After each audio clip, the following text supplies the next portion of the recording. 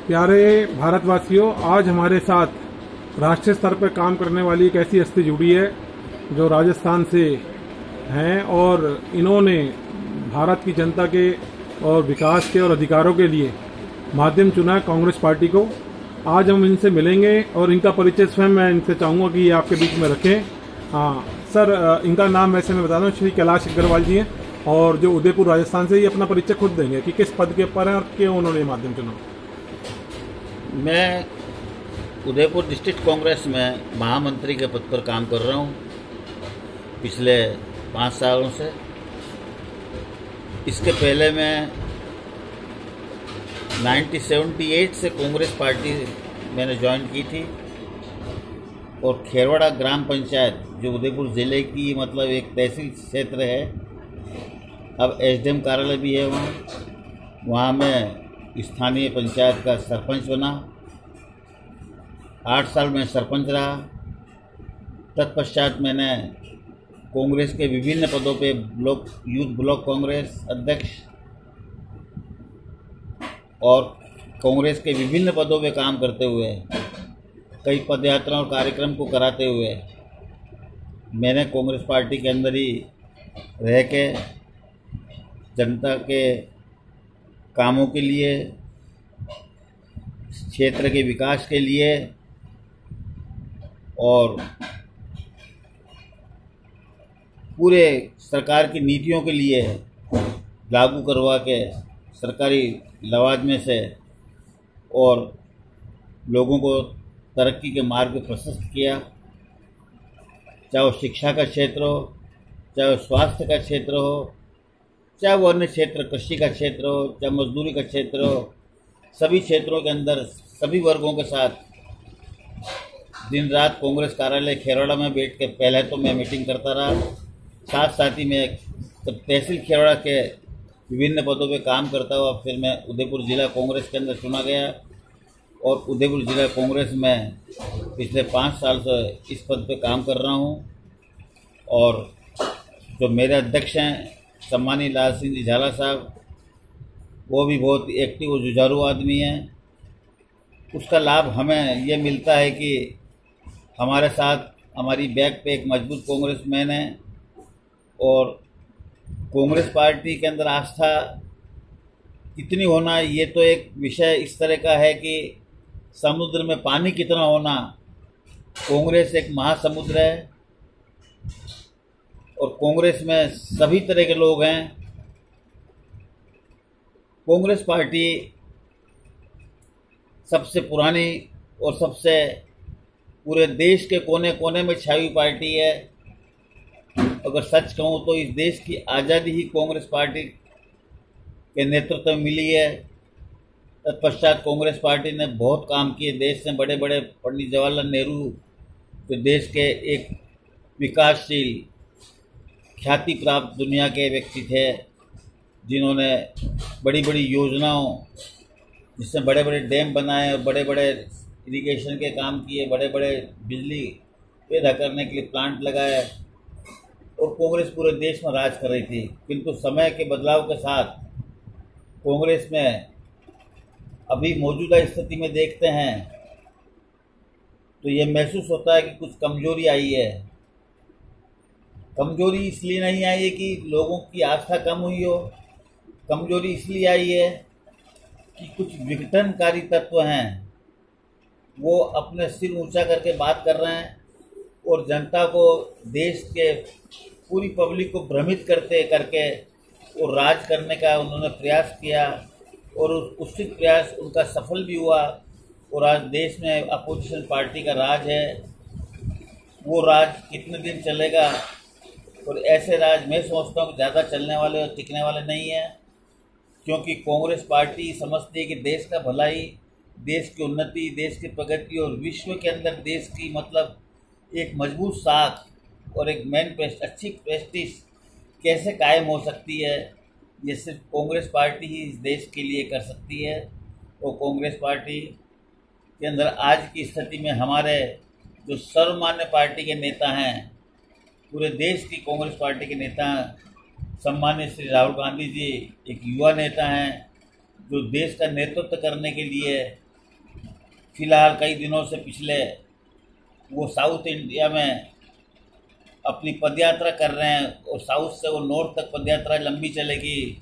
ये देश की सबसे बड़ी पदयात्रा होगी। करीब इतने बड़े नेता 10, 20, 25 किलोमीटर रोज पैदल चलते हैं और जनता के विभिन्न तबकों से मुलाकात करते हैं और उनको समस्या हो चाहे उनकी कोई और बात हो उसको नज़दीक से समझते हैं और समझने की कोशिश करके उसका निस्तारण भी करते हैं, साथ साथ जितना संभव हो। और लोगों से ये बात बताने का प्रयत्न करते हैं कि भैया कांग्रेस इस नीति की है, कांग्रेस की इस नीति के ऊपर आप साथ चलो, कांग्रेस को समर्थन दो ताकि कांग्रेस सरकार बने और मतलब देश की तरक्की हो सके। और उन्हीं की नीतियों के हम भी लोग भी उनके अनुरूप ही चलते हैं। उनके द्वारा भेजी योजनाओं, उनके द्वारा भेजे कार्यक्रम जो देश भर में लागू होते हैं, हमने राजस्थान के अपने इलाके के अंदर भी उन कार्यक्रमों को बराबर करते रहते हैं और जनता को जागरूक करते रहते हैं। निश्चित रूप से आज नहीं तो कल कांग्रेस का भविष्य उज्जवल है, मैं ऐसा मानता हूँ और पूरे देश के अंदर कांग्रेस का राज बनेगा, ये मेरी मान्यता है। अभी आपका पद क्या है? मैं इस वक्त जिला कांग्रेस कमेटी उदयपुर के मैं महामंत्री के पद पर काम कर रहा हूँ। मैं एक चीज़ आपसे ये जानना चाहता हूँ कि क्या आप इस बारे में प्रकाश डालेंगे कि राजस्थान के अंदर 1947 से आज तक लेके भ्रष्टाचार के क्या क्या मुद्दे रहे किसी भी सरकार में? कोई पार्टी सरकारें तो बदलती रही हैं जैसे आपने बताया, तो भ्रष्टाचार के क्या क्या मुद्दे रहे राजस्थान सरकार के अंदर? पूरे ओवरऑल आपने क्या देखा कि अपने जीवन काल के अंदर कि क्या क्या भ्रष्टाचार के मुद्दे रहे? देखिए, भ्रष्टाचार का मुद्दा नहीं है ऐसा तो मैं भी नहीं मानता हूँ, किंतु आज से कुछ पिछले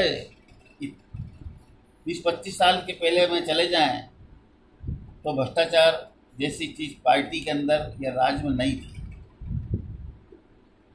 जिन लोगों ने देश को आज़ाद कराने में अपना भाग लिया है, पार्ट अदा किया है और गुलामी देखी है, उन लोगों ने इस देश को स्वतंत्र कराने के लिए जो अपने प्रयास किए हैं, बलिदान दिए हैं, और जिन लोगों ने आज़ादी के बाद में देश को चलाया है, वो पूर्णतः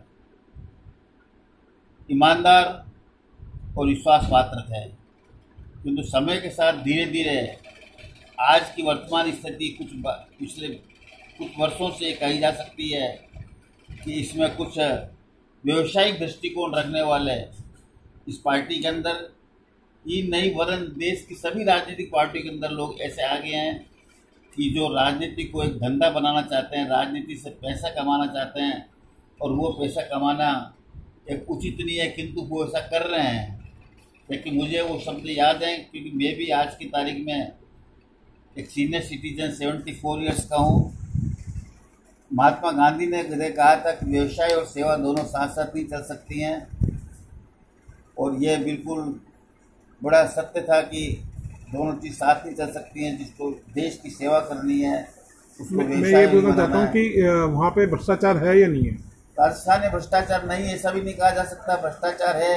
अगर है तो उसके खिलाफ क्या कार्रवाई करिए आपकी सरकार? उसके खिलाफ मुख्यमंत्री जी की जानकारी में है, क्या कार्रवाई करें? लोगों को जो पता चलता है हम अपनी बात को आगे तक पहुंचाते हैं, उनके खिलाफ कानून के अंतर्गत जो कार्रवाई हो सकती है। जिस तरह का भ्रष्टाचार, कितने लोगों को जेल हुई आपके टेन्योर में आपने देखा हो भ्रष्टाचार करते हुए आपकी पार्टी के? ऐसा हुआ है कई जगह, कई हमारे स्थानीय जैसे मैं बात करूं तो वहाँ भी कई बार रेड हैंडेड पकड़े गए हैं, कई लोग रिश्वत लेते हुए पकड़े गए हैं, उनके खिलाफ कार्रवाई हुई है, एक्शन हुआ है, उनके खिलाफ मतलब आईपीसी की धाराओं में केस दर्ज हुए हैं। क्या उनको पार्टी से निष्कासित किया गया? हाँ, पार्टी तुरंत निष्कासित कर दी। उनको उनकी संपत्ति जब्त करने के बारे में आपका क्या व्यू है कि अगर उन लोगों को हम संपत्ति जब्त करें जिन लोगों ने भ्रष्टाचार किया है उनके रिश्तेदारों की, अगर ये इसके लिए आप क्या सोचते हैं कि ईडी की जो कार्रवाई है उनके खिलाफ होनी चाहिए नहीं होनी चाहिए? देखिए, कार्रवाई हिंदुस्तान के संविधान के अंतर्गत अगर किसी भी अपराधी के खिलाफ, चाहे वो अपराध किसी भी तरह का हो, अगर होती है तो उस संवैधानिक दायरे के अंदर वो कार्रवाई मजबूत से मजबूत होनी चाहिए और अपराधियों को सज़ा मिलनी चाहिए, सबक मिलना चाहिए, ताकि भविष्य के अंदर दूसरा व्यक्ति अपराध करने से अपने आप में तय कर सके कि मुझे अपराध करने का। मतलब आपका ये मतलब है कि राजनीति के अंदर अपराधीकरण नहीं होना चाहिए, चाहे वो आपकी पार्टी हो या कोई भी पार्टी हो। राजनीति में अपराधीकरण होना ही नहीं चाहिए। राजनीति में मतलब कि सिर्फ सेवा भावना से लोगों को आना चाहिए। प्रत्येक आने वाले में आज के युवा से भी ये निवेदन करना चाहूँगा, प्रार्थना करना चाहूँगा कि राजनीति में अगर आप आना चाहते हैं तो देश सेवा, अपने क्षेत्र की सेवा, अपने ज़िले की सेवा, अपने गांव की सेवा के लिए ही आएँ, लोगों की भलाई के लिए आएँ, लोगों की तरक्की और उन्नति के लिए आएँ और देश को मजबूत करने के लिए आएँ। उसको अपना व्यवसाय, अपना धंधा नहीं बनाएं। ये मेरा आज करबद्ध प्रार्थना सभी लोगों से है कि कोई भी पार्टी हो उसमें ईमानदारी सबसे पहली चीज़ है। जनता जिसको पसंद करेगी वो राज करेगी।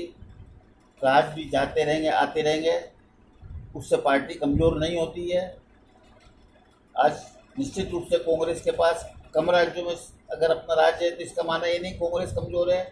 आज भी कांग्रेस का सिपाही, कांग्रेस का कार्यकर्ता देश के कोने कोने के अंदर छाया हुआ, देश के कोने कोने में एक एक ढाणी और मोहल्ले के अंदर बैठा हुआ है। अपराध के बारे में कहेंगे, अपराध मुक्त भारत राजस्थान सरकार के बारे में आपका क्या कहना है कि अपराध होते हैं वहाँ पे, उसके लिए क्या क्या प्रयास किए जाते हैं आपके द्वारा, कांग्रेस के सिपाहियों के द्वारा या कांग्रेस की सरकार द्वारा? देखिए, राजस्थान सरकार ने अपराध रोकने के लिए, जैसा कि मैंने आपको बताया कि हमारे मुख्यमंत्री जी बहुत ही हर वक्त इस बारे में बहुत सतर्क हैं, सचेत हैं, देखते हैं, सोचते हैं और फिर निर्णय करते हैं कि राजस्थान के अंदर अपराध अगर बढ़ रहा है या कहीं अधिक हो रहा है या किसी क्षेत्र विशेष में कुछ बात है तो वो तुरंत उस पर कंट्रोल करते हैं। कंट्रोल करने के लिए पूरे प्रयास करते हैं और अपने सरकारी लवाजमे के मार्फत पूरा अपराधीकरण को कैसे रोका जाए इस बारे में तुरंत विचार विमर्श करते हैं, मीटिंग करते हैं, जो भी कर सकते हैं, जितना अधिक से अधिक करते हैं वो कोशिश करते हैं कि राजस्थान में अपराध कम से कम हो और उसमें उनको कामयाबी मिलती है। ऐसी बात ही नहीं है। अगर अपराध हो भी जाता है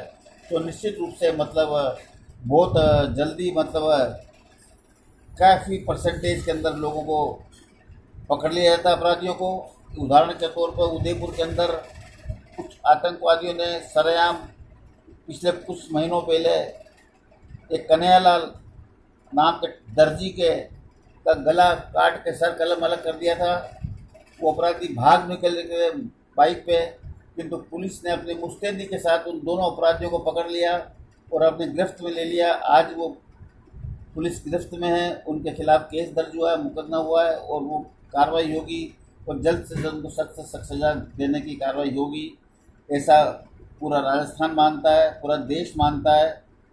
इसलिए मैं ये बात कह सकता हूँ कि ऐसे जघन्य अपराधियों को भी अगर राजस्थान सरकार ने और राजस्थान पुलिस ने पकड़ने के प्रयास करके सफलता प्राप्त की है, ऐसी स्थिति में राजस्थान सरकार पूर्ण रूप से सतर्क है और अपराधीकरण को रोकने का पूरा प्रयास करती है।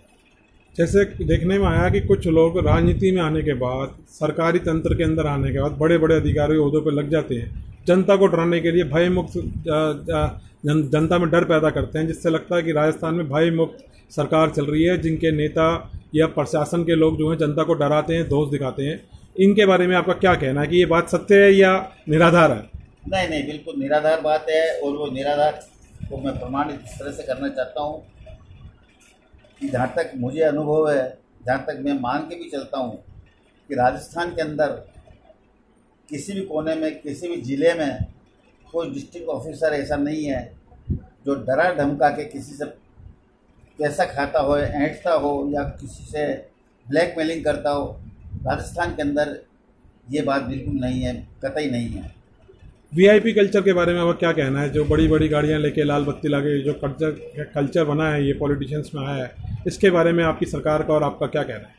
देखिए, राजस्थान के अंदर और विशेष तौर से राजस्थान के कुछ सुदूर इलाके में जो दक्षिण राजस्थान का एरिया है जहाँ मुख्यतः मैं अपने कार्य का संपादन करता हूँ, उस क्षेत्र में तो लाल बत्ती का कोई विशेष महत्व इसलिए भी नहीं है कि जैसे सरकार ने जो संवैधानिक व्यवस्था तय की बीच में कि भाई इन अधिकारियों की लाल बत्ती हटा ली जाएगी इनकी गाड़ियों से, तो उसको हटा ली गई।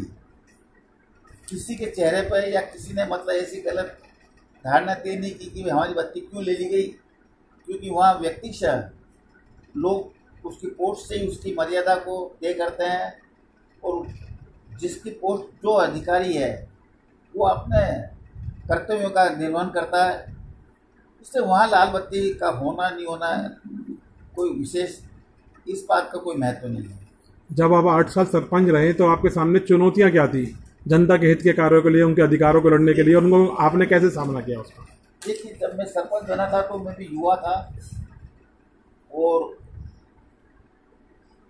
बड़ी मेरी भी सोच थी कि मैं अगर बन गया हूँ तो मुझे कुछ अपने पंचायत क्षेत्र का भला, पंचायत क्षेत्र का विकास, पंचायत क्षेत्र के निवासियों का तरक्की के साधन किस तरह से तय करने हैं, उसको मैंने बहुत ही सीरियसली टेकअप किया।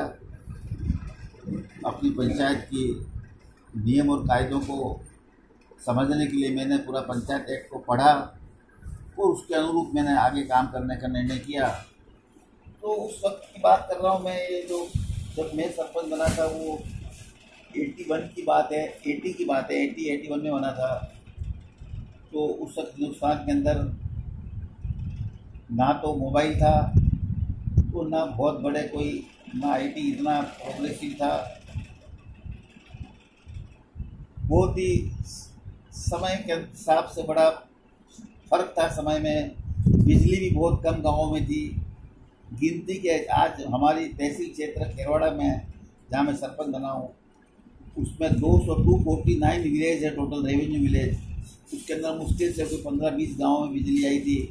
हमने कोशिश की और कोशिश करने के बाद मेरे सरपंच काल के बाद हमने खेरवाड़ा के अंदर विद्युत ऑफिस खुलवाया, विद्युत ग्रामीण योजना लाए और इलेक्ट्रीफाइड पूरे गांव एरिया को करना शुरू किया। और पिछले उस दरमियान में 5 सालों के अंदर अंदर कम से कम 100 गाँवों को इलेक्ट्रीफाइड कर दिया गया।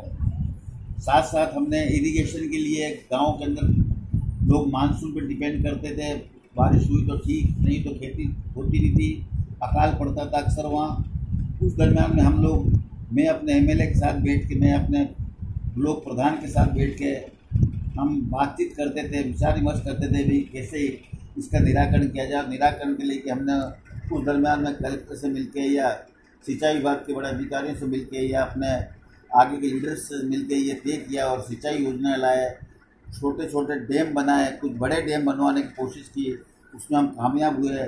उससे मतलब काफ़ी कैनाल्स निकाली गई और आज वो काफ़ी हज़ारों लाखों बीघा जमीन इरीगेट हो रही है आज की तारीख में। तो उस वक्त हमने 2 मुद्दे तो मुख्य रूप से बिजली और पानी, इसको महत्वपूर्ण दिया था। वो पूरे गांव में जो बिजली के वोल्टेज कम आने की समस्याएं थी वगैरह थी, तो उन लोगों के लिए जितने फीडर नए लगाने थे वो लगवाए। वो सब काम करके हमने इसको राइट किया। साथ साथ हमने उस वक्त पर सड़कें का निर्माण कराया। सड़कों के साथ हमने साइड की स्ट्रीट गलियों की नालियाँ बनवाई। उसके साथ हमने पीने के पानी के लिए हमने हैंडपम्प खुदवाए सरकार से, के कई योजनाओं में हैंडपम्प आते थे, एमएलए फंड्स में, एमपी फंड्स में और भी ईडी फंड में आते थे। तो उस हमने उन संबंधित अधिकारियों से, नेताओं से मिलके, लीडरों से मिलके हमने हैंडपम्प खुदवाए। गांव-गांव में जगह जगह अपने क्षेत्र में खुदवाए।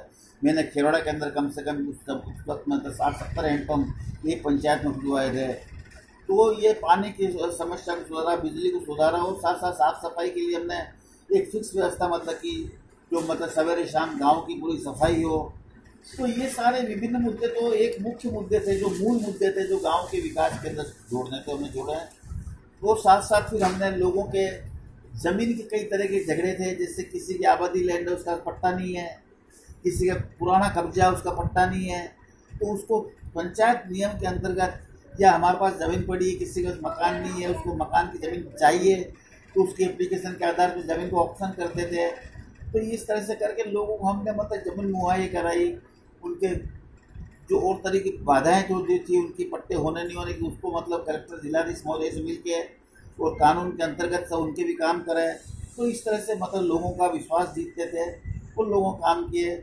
और निश्चित रूप से मैं पूरे दावे के साथ कह सकता हूँ कि मैंने अपनी सरपंच के अंदर हमने पूरी, जैसा मैंने बताया कि ईमानदारी बरती और हमने पूरी, मेरी पंचायत बॉडी ने ईमानदारी बरती, ईमानदारी से हमने काम किया है। आज भी लोग उस काम को याद करते हैं।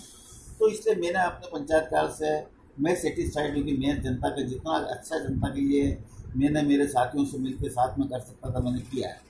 शिक्षा का स्तर कैसा है? कितने स्कूल हैं, कॉलेज हैं वहाँ पे?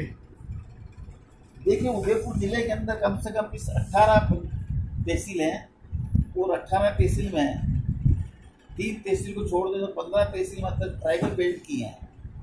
उन 15 ही तहसीलों में मैं ये कह सकता हूँ कि शिक्षा की दृष्टि से खेरड़ा प्रथम पहली तहसील के काउंट होगी, क्योंकि शिक्षा का परसेंटेज यहाँ शुरू से अच्छा रहा, और अच्छा इसलिए भी रहा है कि खेरड़ा कैंटोनमेंट छावनी था, और छावनी होने की वजह से वहाँ लोग, वहाँ की एमबीसी जो मेवाड़ गिलगोर के नाम से यूनिट है, मतलब बटालियन है पूरी, उसके अंदर लोग भर्ती होते थे, तो लोगों का बहुत रुझान मतलब सरकार की नौकरी की तरफ भी था, लोगों ने पढ़ के टीचरशिप की तरफ भी था या और सर्विस भी था। तो लोग वहाँ, क्योंकि दूसरी चीज़ ये थी कि ज़मीनें वहाँ छोटी हैं, पहाड़ी इलाका नहीं कह सकते कि तो पठारी इलाका है, जो किसी के पास 5 बीघा ज़मीन है, किसी का 10 बीघा है, किसी का 2 बीघा, किसी का आधा बीघा है, तो लोग छोटी मोटी खेती कर सकते हैं। इसलिए लोगों ने मतलब अपने व्यवसाय के अंदर सर्विस को ज़्यादा चुना, और आज भी मतलब सर्विस के अंदर हज़ारों की तादाद में बच्चे हैं, और इसीलिए वो सब सर्विस का करने का मतलब ये है कि वो सब शिक्षित हैं। इससे शिक्षा का स्तर उदयपुर जिले में खेरड़ा तहसील का नंबर 1 रहा है। स्वास्थ्य के बारे में बात करेंगे कि कितनी डिस्पेंसरी या हॉस्पिटल या डॉक्टर MBBS MD ऐसी क्या व्यवस्था सरकारी या प्राइवेट है वहाँ पे? उदयपुर जिला बड़ा जिला है, डिविजनल हेडक्वार्टर है, और वहाँ बहुत पुराना जो तत्कालीन मुख्यमंत्री स्वर्गीय श्री मोहनलाल सुखाड़िया साहब जो उदयपुर से ही थे, जिन्होंने राजस्थान में सबसे अधिक 18 साल तक राज किया चीफ मिनिस्टर, उदयपुर में उन्होंने अपने उस वक्त कार्यकाल के दरमियान ही बहुत बड़ा मेडिकल कॉलेज और बहुत बड़ा जनरल हॉस्पिटल बनवाया, जिसका क्षेत्रफल बहुत बड़ा है, जिसके अंदर आज की तारीख में उनकी बड़ी दूरदर्शिता के साथ उन्होंने जमीन कवर की थी अस्पताल के लिए, और बहुत बड़ा जनरल हॉस्पिटल है। और आज की डेट में मेडिकल कॉलेज की जहाँ तक बात करें तो उदयपुर में 3 या 4 मेडिकल कॉलेज हैं, उदयपुर में बड़े बड़े हॉस्पिटल्स भी हैं, गवर्नमेंट हॉस्पिटल्स भी हैं, प्राइवेट हॉस्पिटल्स भी हैं। स्वास्थ्य की सेवाएं तो बहुत बड़ी हैं। राजस्थान के अंदर जयपुर के बाद अगर कहा जा सकता तो उदयपुर क्षेत्र काफ़ी एडवांस है इस मामले में। वहाँ व्यवसाय का क्या स्कोप है? व्यवसाय कैसे हैं और कैसे लोग वहाँ पर तरक्की कर रहे हैं? किस तरह के व्यवसाय हैं वहाँ पे? तो लोग जो व्यवसाय की पोजीशन क्या है? लघु उद्योग ज़्यादा है, इंडस्ट्री ज़्यादा है वहाँ पे, या माइनिंग का काम है? देखिए, वो पहाड़ी इलाका है, माइनिंग इंडस्ट्री है वहाँ में। तो उदयपुर क्या, राजस्थान पूरा, इसमें खनिज बहुत है। राजस्थान के हर क्षेत्र में अलग होता है। जैसे हमारा दक्षिण राजस्थान का जो हमारा बेल्ट है, वहाँ सोपस्टोन भी है, और बहुतायत में ग्रीन मार्बल है। कुछ क्षेत्र में वाइट मार्बल भी है, पिंक मार्बल भी है, ब्लैक मार्बल भी है। तो मार्बल का व्यवसाय दक्षिण राजस्थान के अंदर बहुत बड़ा है। तो रोजगार का साधन भी वही है मजदूरों के लिए? रोजगार में निश्चित रूप से रोजगार में लोग लगते हैं। रोजगार में जहाँ इंडस्ट्री है, जहाँ गैंग से लगे हुए मशीनें लगी हुई हैं, जहाँ माल माइन से निकल रहा है, वहाँ क्षेत्रीय ही सारे श्रमिक लगते हैं, वो क्षेत्रीय श्रमिक मिल जाते हैं। कुछ बाहर से भी आते हैं मजदूर। जैसे उदयपुर क्षेत्र के अंदर बहुत बड़ा एक प्रोजेक्ट, बहुत बड़ा क्षेत्र कहना चाहिए, जावर माइंस के नाम से, जहाँ शीशा, जस्ता और सिल्वर निकलती है। इसी तरह से राजस्थान के कुछ इलाकों में कॉपर निकलता है, जिप्सम है वगैरह। राजस्थान के अंदर कुल मिला के कि अगर बहुत बड़ा कोई इंडस्ट्रियल काम है तो मतलब वो एक माइनिंग वर्ग है सारा, वो माइनिंग में ही राजस्थान बहुत ज़्यादा है। अन्य इंडस्ट्री में भी है, काफ़ी है, किंतु इसके अंदर कोटा, जोधपुर, जयपुर ये अग्रणी है। उदयपुर में इंडस्ट्री लिमिटेड मेन माइनिंग का काम है, खनिज पदार्थों की माइनिंग काम है, और टूरिस्ट सिटी है वो उदयपुर। मतलब बहुत ही टूरिज्म झीलों की नगरी, बहुत डेवलप है वहाँ का, और लाखों की तादाद में साल में वहाँ विदेशी और देशी सभी पर्यटक आते हैं और उदयपुर में बड़ा लुत्फ उठाते हैं, आनंद उठाते हैं। क्या ऐसा कोई एक दो बताएंगे कि क्या टूरिज्म का मुख्य आकर्षण केंद्र क्या है जो लोग वहाँ? उदयपुर का मुख्य आकर्षण केंद्र कह सकते हैं कि फतेह सागर लेक है, वो उदयपुर की बिल्कुल एक हार्ट है अपने आप में। और उदयपुर ही पूरा शहर ही कहते हैं कि झीलों की नगरी है। उदयपुर को लेक सिटी कहा जाता है। सराउंडिंग चारों तरफ शहर के झीलें ही झीलें हैं। इधर लेक सागर, लेक सिटी आ गई, इधर आपका फतेह सागर है, स्वरूप सागर है, पिछोला है, उदय सागर है, गोवर्धन सागर है, इन सब से घिरा हुआ पूरा उदयपुर झीलों की नगरी कहा जाता है। तो झीलों का देखने का आकर्षण बहुत बड़ा है। साथ साथ वहाँ और भी चीज़ें काफ़ी बन गई हैं। बहुत अच्छे अच्छे गार्डन हैं, बहुत अच्छे पार्क हैं, रिसोर्ट हैं। हिली एरिया के अंदर रोप वे से कई जगह बड़े और दर्शनीय स्थान भी हैं, तो लोग आनंद उठाते हैं। पास में कुंभलगढ़ है, इधर एक पास में जयसमंद है, 40 किलोमीटर पर, जो एशिया की सबसे बड़ी झील है, जो वहाँ सब प्राकृतिक झील आर्टिफिशियल झील जयसमंद के नाम से, वहाँ भी लोग बहुत जाते हैं। तो उदयपुर का पूरा एरिया सर्कल जो मान के चलना चाहिए 100-150 किलोमीटर का, वो पूरा का पूरा मतलब बहुत ही एक पर्यटक केंद्र है। दिल्ली के जैसे हमारे श्रोता हमारे से काफ़ी जुड़े हुए हैं इस टाइम, मैं चाहता हूं कि जैसे ट्रांसपोर्ट का क्या साधन है दिल्ली से, और इसके बारे में बता सकते हैं कि भाई सरल, जैसे कि लोग यहाँ पहुंच सके, कितने घंटे का समय लगता है दिल्ली से उदयपुर? उदयपुर पहुंचने के लिए पूरे हिंदुस्तान से, और बल्कि दिल्ली से तो मुख्य तौर से फ्लाइट भी है, डायरेक्ट फ्लाइट उदयपुर के लिए, और ट्रेन भी डायरेक्ट है 2-3 डेली है, और बसेस बहुत ज़्यादा हैं, वीडियो कोचेज हैं। इस दिल्ली से तो उदयपुर पहुंचना एट एनी टाइम, आपको जब भी दिल्ली से उदयपुर का मूड बने आप निकल सकते हैं, और गाड़ियां आपको मिल सकती हैं, बस मिल सकती है, टाइमली आपको फ्लाइट मिल सकती है, टाइमली आपको ट्रेन मिल सकती है, बहुत साधन अवेलेबल है दिल्ली से। और रहा सवाल, वैसे हिंदुस्तान पूरा देश से कनेक्टेड है। दिल्ली उदयपुर पूरे देश से, बेंगलोर से भी आती फ्लाइट, बॉम्बे से भी आती है, अहमदाबाद से भी आती है, जयपुर से भी आती है, और एयरपोर्ट दिन ब दिन और प्रोग्रेसिव हो रहा है, ब्रॉड गेज और प्रोग्रेसिव हो रही है, गाड़ियाँ और नहीं चलने वाली हैं। तो उदयपुर जैसे जैसे टूरिस्ट बढ़ रहा है हर साल, ईयर बाय ईयर, ऐसे ऐसे मतलब संसाधन जाने आने के लिए बहुत बढ़ रहे हैं। और उदयपुर में ठहरने के लिए भी हर क्लास के होटल हैं, जैसा आदमी अफोर्ड करे ऐसा होटल उसके लिए अवेलेबल है। लास्ट में अंतिम क्वेश्चन कि वहाँ के खाद्य पदार्थ, जैसे खान पान कौन सा ऐसा ज़्यादा है जो कि कह सकते हैं कि स्पेशल है उदयपुर का, राजस्थान का, जो वहाँ मिलता है? देखिए, राजस्थान और उदयपुर को लेके देखें, खान पान को लेके तो आपका बहुत अच्छा प्रश्न है। उदयपुर में लड्डू बाटी चूरमा, लड्डू बाटी दाल, इस तरह की जो आइटम होती है उसका बहुत ज़्यादा खाना है, जो राजस्थान के लगभग प्राय सारे क्षेत्र में, सभी जिलों के अंदर ये खाना बहुत ही लोग प्रेम से खाते हैं। टूरिस्ट भी इसका लुत्फ लेते हैं, आनंद लेते हैं। तो लड्डू बाटी का खाना। दूसरे नंबर पे लोग दक्षिण राजस्थान में स्पेशली मक्का की रोटी, सरसों का साग भी खाते हैं। इधर नॉर्थ राजस्थान में आ जाएं तो यहाँ बाजरे की रोटी और दाल और इस तरह की कढ़ी पकौड़ा वगैरह खाई जाती है। जोधपुर खाने का बहुत बड़ा सेंटर है, वहाँ भी कई तरह की सब्जियां खाई जाती हैं, कुछ नई नई सब्जियां हैं। तो इस तरह से मुख्य रूप से अगर राजस्थान का खाना समझा जाए तो लड्डू बाटी का, दाल बाटी लड्डू, इस तरह का खाना बहुत ही फेमस और बहुत लोकप्रिय है और लोगों को बहुत भाता भी है। और प्रत्येक राजस्थान इस खाने को चाहता है, और आने वाला बाहर का व्यक्ति भी इस खाने को जब एक बार खा लेता है तो इसको स्वाद को भूल नहीं पाता है। आज आपका हम बहुत बहुत धन्यवाद करते हैं। 14/10/2022 का समय है, आपसे मिलने का समय मिला, आपका हमने बहुत लंबा समय लिया, लेकिन देश के लाखों लोगों के लिए ये बहुत ज़रूरी है, क्योंकि लोग जानना चाहते थे कांग्रेस के बारे में, कांग्रेस सरकार के बारे में, राजस्थान के बारे में। आपने बहुत अच्छी तरीके से बताया, अपने जीवन के बारे में बताया। फिर आपसे मिलने का मौका मिलेगा तो दोबारा जरूर जुड़ेंगे और पार्ट 2 के अंदर आपसे मिलेंगे। और आपका बहुत बहुत धन्यवाद, आभार कि आपने राजस्थान की संस्कृति के बारे में, वहाँ के मुद्दों के बारे में, शिक्षा के बारे में, स्वास्थ्य के बारे में, भ्रष्टाचार के बारे में, अपराध के बारे में, भय मुक्त राजस्थान सरकार के बारे में, ट्रांसपोर्टेशन के बारे में, टूरिज्म के बारे में आज बहुत कुछ हमारे श्रोताओं को बताया। आपका बहुत बहुत धन्यवाद, आभार। हम भी ये प्रयास करेंगे कि उन सभी श्रोताओं तक ये आपकी आवाज़ पहुँचे और वो लोग आपकी इस बात को सुने और अगले पार्ट 2 के लिए तैयार रहें। उसमें और चुनौतियाँ और कठिन सवालों के साथ आपके साथ जुड़ेंगे। इस जय हिंद, जय भारत।